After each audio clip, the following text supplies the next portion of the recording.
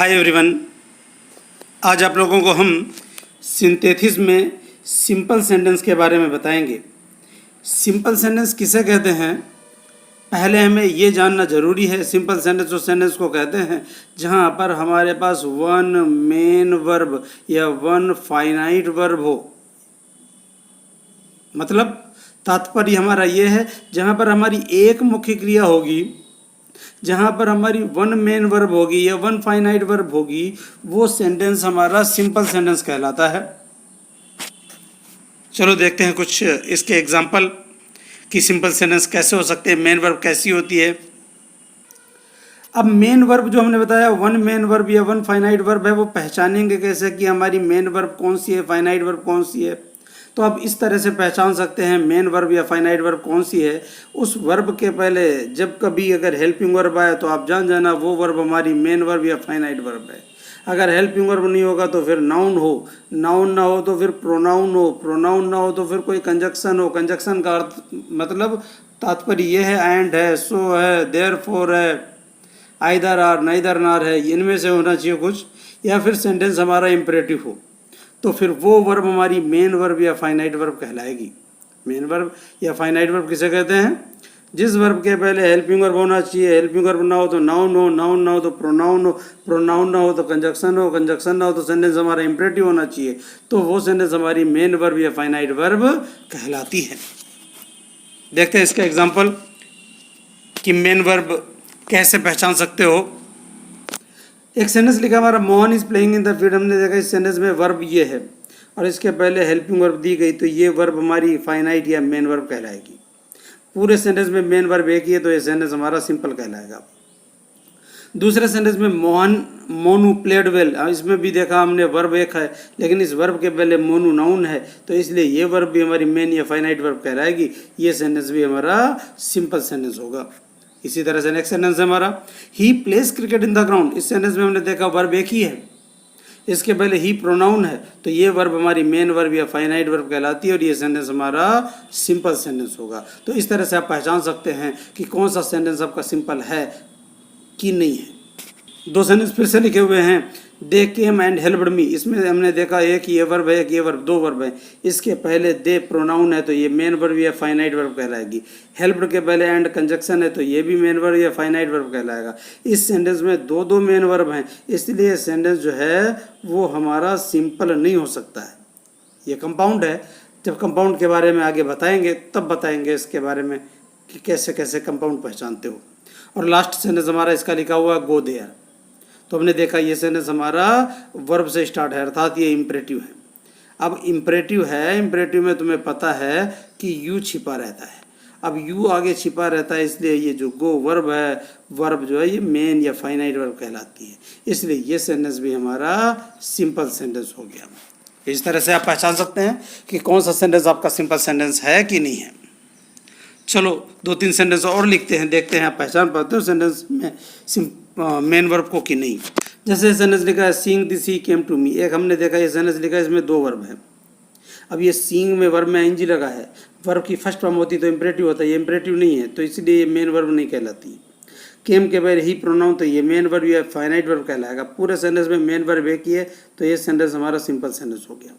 इसी तरह से दूसरा सेंटेंस है I want to go there. इस सेंटेंस में हमने देखा वर्ब दो हैं, वांट के पहले तो आई है इसलिए प्रोनाउन है तो ये तो मेन वर्ब या फाइनाइट वर्ब होगी।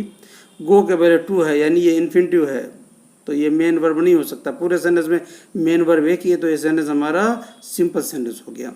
एक और सेंटेंस लिखा हुआ है hearing the noise he came out to सी।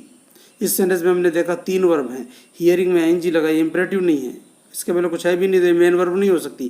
केम के पहले ही आया, ही प्रोनाउन है तो ये मेन वर्ब या फाइनाइट वर्ब कहलाएगी। सी के पहले टू आया, ये तो इन्फिनिटिव हो गई तो इसलिए ये भी मेन वर्ब नहीं। पूरे सेंटेंस में मेन वर्ब एक ही है तो ये सेंटेंस हमारा सिंपल सेंटेंस हो गया। तो इस आधार पर आप पहचान सकते हैं कि कौन सा सेंटेंस आपका सिंपल हुआ कि नहीं हुआ। और इसी तरह से बनाएं, जब भी बनाएं तो आप चेक कर लें कि आपके सेंटेंस में मेन वर्ब एक ही है कि नहीं है। देखते हैं कुछ एग्जाम्पल। तो आज हम बात जो करेंगे सिंपल सेंटेंस में वो एडवर्ब या एडवर्बियल फ्रेज से बनाने की कोशिश करेंगे। अब एडवर्ब या एडवर्बियल फ्रेज की सहायता से सेंटेंस को सिंपल बनाना है। तो सबसे पहले हमारे सामने क्वेश्चन ये आता है कि ये एडवर्ब होता क्या है। होता ये है, एडवर्ब साधारणतया होता है, एडवर्ब में साधारणतया एल वाई का प्रयोग किया जाता है। जब कभी भी एक वाक्य के कुछ शब्द मिलकर एडवर्ब का कार्य करें तो उसे एडवर्बियल फ्रेज कहते हैं। एडवर्बियल फ्रेज किसे कहते हैं?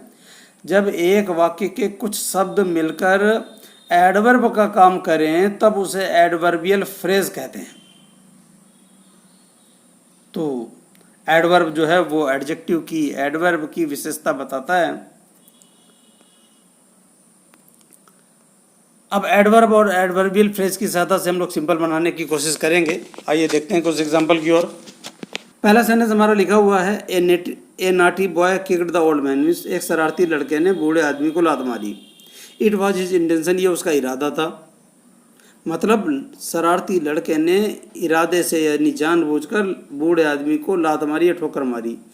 जानबूझकर यानी इंटेंशन ये हमारा जो है, इसमें हम एडवर्ब करेंगे तो एल वाई लग जाएगा, तो डबल एल वाई लगेगा तो ये इंटेंशनली एडवर्ब हो जाएगा। ये पूरा सेंटेंस ऐसे लिख दो। अब इसका इट वाज हिज हटा देना, एल वाई लगा दो इसमें, तो इस तरह से होगा, a naughty boy kicked the old man intentionally, यानी एक शरारती लड़के ने जानबूझकर बूढ़े आदमी को लात मारी या ठोकर मारी। इस तरह से सेंटेंस सिंपल बन जाएगा। तो ये हमारा एडवर्ब हो गया। अच्छा, कुछ एडवर्ब होते हैं जो वाक्य के आखिर में ही लिखे जाते हैं, कुछ एडवर्ब होते हैं जो वाक्य के पहले लिखे जाते हैं, जैसे लकीली है, अनलकीली है, सर्टेनली है, ये एडवर्ब पहले आएंगे। और पैसिव वॉइस दिया जाए तो फिर हमारा एडवर्ब जो है वो वर्ब के पहले लिखा जाता है। इन चीज़ों को याद रखेंगे तो फिर सेंटेंस बनाना आसान हो जाता है। देखते हैं दूसरा एग्जांपल। लिखा हुआ Hemu was wounded in the battle, means होता है हेमू जो था युद्ध में घायल हो गया। ही वॉज अनलकी, वो दुर्भाग्य था, मीन्स दुर्भाग्यवश। हेमू तो लकीली, अनलकीली, सर्टेनली, ये वाक्य के स्टार्टिंग में ही एडवर्ब आते हैं, तो हम अनलकीली पहले कर लिए और बचा क्या है, ये पहला वाला sentence, Hemu was wounded in the battle. हालांकि पैसिव में लिखा था, अगर ये एडवर्ब ना होता तो कुछ और होता, तो हम यहाँ पर वुंडेड के पहले लगाते, तो ऐसे हो गया हमारा unluckily Hemu was wounded in the battle. इस तरह से हमारा ये सेंटेंस सिंपल हो गया। अब चेक भी कर लो सेंटेंस सिंपल हुआ नहीं हुआ। मेन वर्ब एक है तो सेंटेंस सिंपल हो गया। नेक्स्ट एग्जांपल देखते हैं हम लोग। लिखा है इस बार हमारा, I met my friend in the train, मैं अपने दोस्त से ट्रेन में मिला। द मीटिंग वॉज अनएक्सपेक्टेड, जो मुलाकात थी अप्रत्याशित थी। We met after a long time, हम काफ़ी लंबे समय बाद मिले, मतलब हम काफ़ी लंबे समय के बाद अप्रत्याशित तरीके से मेरे दोस्त से ट्रेन में मुलाकात हो गई। तो काफ़ी लंबे समय बाद, आफ्टर ए लॉन्ग टाइम पहले लिख लो।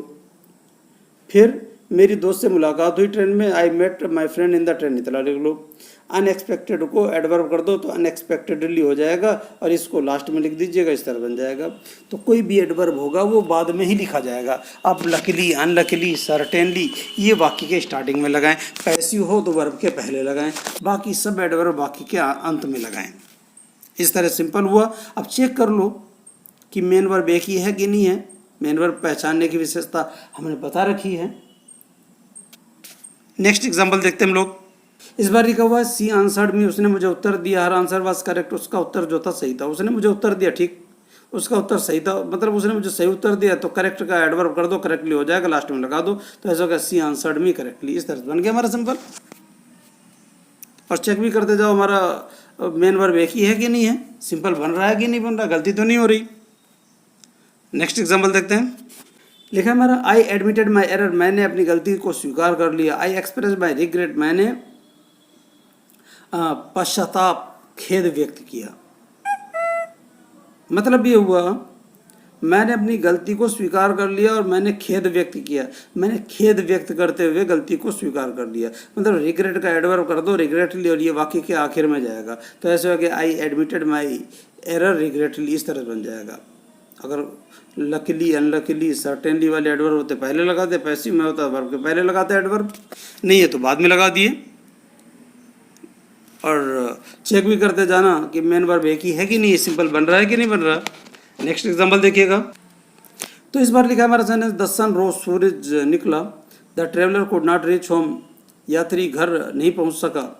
मतलब सूर्य अस्त होने तक यात्री घर नहीं पहुंच सका। इसमें अब हम एडवर्ब नहीं बनाएंगे, एडवर्ब फ्रेज बनाएंगे। क्यों?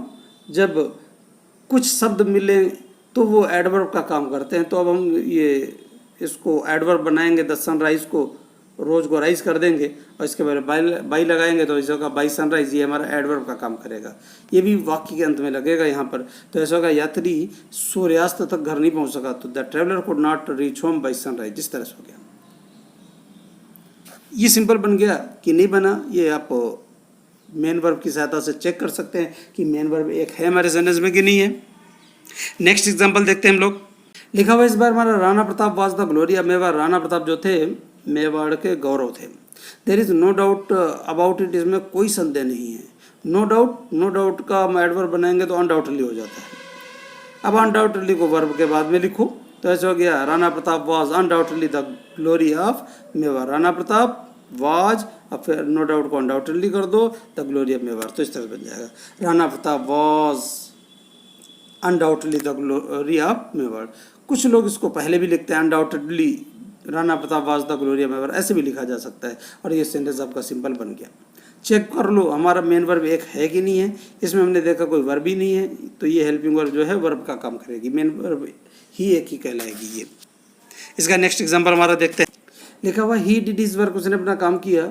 He was not careful about it, वो उससे इसमें बिल्कुल भी सावधान नहीं था। उसने अपना काम किया, वो इसमें बिल्कुल भी सावधान नहीं था, मतलब लापरवाही से काम किया। उसने अपना लापरवाही से काम किया, तो उसने अपना काम किया ही डिड हिज वर्क। और नॉट केयरफुल का केयरलेसली हो जाएगा, लास्ट में लगा दो तो he did his work carelessly. इस तरह से हमारा बन जाएगा उसने लापरवाही से अपना काम किया। चेक भी कर लो, ये तुम्हारा नाउन हो गया, ये वर्ब है, वर्ब एक ही है, इसके पहले प्रोनाउन है तो ये मेन वर्ब होगी, तो ये सेंटेंस हमारा सिंपल हो गया। नेक्स्ट एग्जांपल देखते हैं हम लोग। लिखा है हमारा the rose has thorns, means होता है गुलाब में कांटे होते हैं। दिस इज सर्टेन, ये निश्चित है, तो सर्टेन वाला है, इसको एडवर्ब बनाकर पहले लिख लो तो ऐसा हो गया सर्टेन का सर्टेनली, और जो बचा है पहला वाला सेंटेंस उसको बाद में लिख दो, द रोज हैज थॉर्न्स। निश्चित रूप से गुलाब में कांटे होते हैं, तो ये है जो है जो हेल्पिंग वर्ब होती है मेन वर्ब का काम करेगी, क्योंकि इसके बाद वर्ब नहीं है, तो ये सेंटेंस हमारा सिंपल हो गया। नेक्स्ट एग्जांपल देखते हैं हम लोग इसका। लिखा हमारा आई थैंक्ड हिम, मैंने उसे धन्यवाद दिया। I did it with all my heart, मैंने उसे पूरे हृदय से ऐसा किया।